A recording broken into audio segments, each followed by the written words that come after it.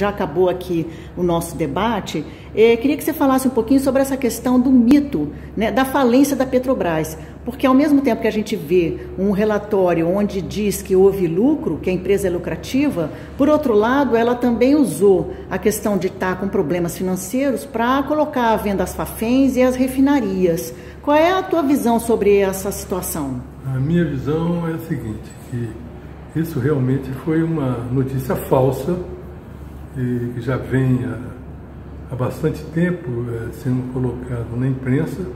Isso veio de alguns jornalistas, principalmente da Rede Globo, que iniciaram isso em 2015, quando houve, em função do câmbio ter subido muito, e naturalmente a dívida da Petrobras, que grande parte dela em moeda estrangeira, ela cresceu muito. Então eles aproveitaram que eles estavam já sem argumentos para atacar a Petrobras. Antes eles atacavam dizendo que a pressão não existia, que a Petrobras não tinha capacidade de tirar petróleo daquele nível, que se a Petrobras fosse retirar petróleo, o custo ia ser muito alto. Como a Petrobras resolveu esses problemas todos, eles não tinham mais como se agarrar para atacar a Petrobras. Então aproveitaram esse crescimento do câmbio para dizer que a Petrobras estava quebrada, que não tinha a maior dívida do mundo, que não tinha condição de pagar essa dívida, etc, etc, que é uma absoluta inverdade. Para saber se a empresa está quebrada, se está com problema financeiro, um instrumento para isso é o balanço. Então, se alguém quer saber se a empresa está quebrada, ela tem de olhar o balanço e analisar o balanço da empresa. Eu fiz isso. Eu analisei os balanços das empresas desde 2010 até hoje. Não existe em nenhum momento, em nenhum instante, que mostre esse balanço que a Petrobras esteve perto de ter algum problema financeiro.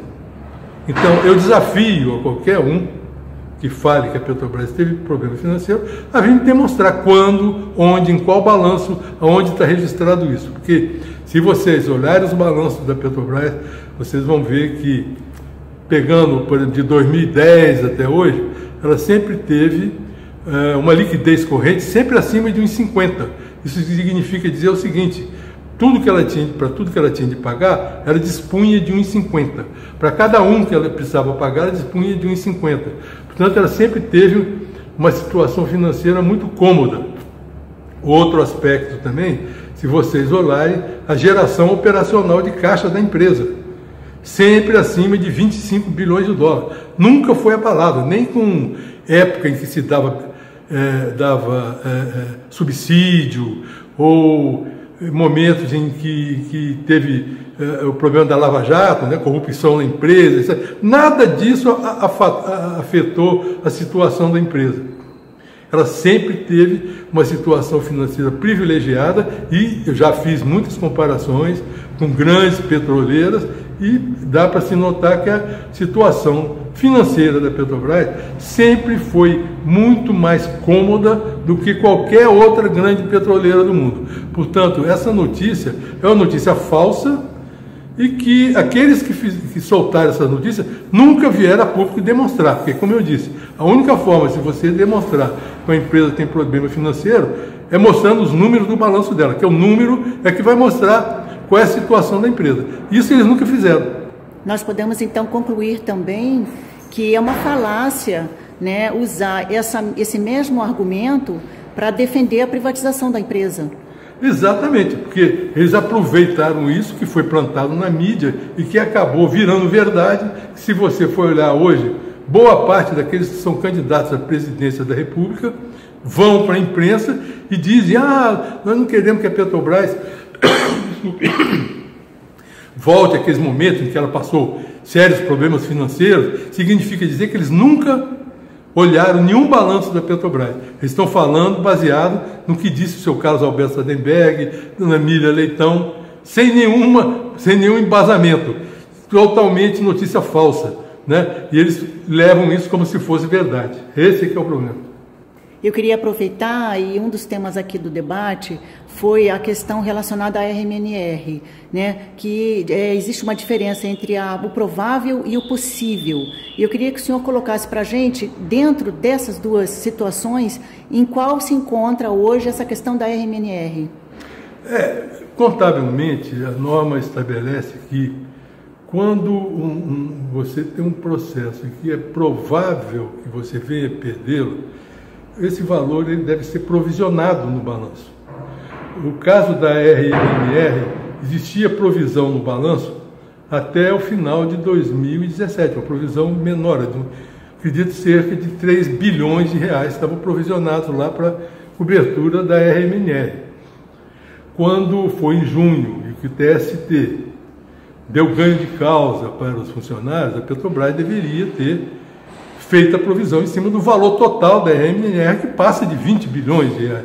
Pelo contrário, ela estornou aquilo que já estava provisionado lá, baseado numa liminar que foi dada no mês de julho, não foi nem no mês de junho, quando foi o fechamento do balanço, foi dada no mês de julho, uma liminar precária e que vai ser revertida, deve ser revertida, de maneira que o resultado da empresa deveria aparecer esse valor dessa provisão, que é mais de 20 bilhões de reais, e não o lucro de 10 bilhões que eles apresentaram. Esse que é o problema da RMNR. E para a gente concluir, Cláudio, por favor, eu queria que você falasse com relação a Petros, que tem afetado amplamente a categoria dos petroleiros, e a gente sabe que ela tenta não falar do ativo tanto quanto deveria ou do passivo. A questão da Petros é que a Petros foi sempre administrada pela Petrobras. Quer dizer, quem nomeia os diretores, quem dá as diretrizes para a Petros é a própria Petrobras. Agora, quando aconteceu um problema em que ela ficou com um resultado negativo, a Petrobras quer impor isso aos empregados, ela não quer assumir esse gasto, né? Da mesma forma que ela assumiu com os americanos, quer dizer, deveria ser pelo menos o mesmo tratamento igual para os funcionários da Petrobras, o mesmo que ela teve com os americanos, mas não. Na Petros, os funcionários não têm ingerência nenhuma sobre a Petros, ela é totalmente comandada pela Petrobras, e quando acontece um déficit no atuarial dentro do plano, a Petrobras quer transferir isso para os empregados, o que não é correto.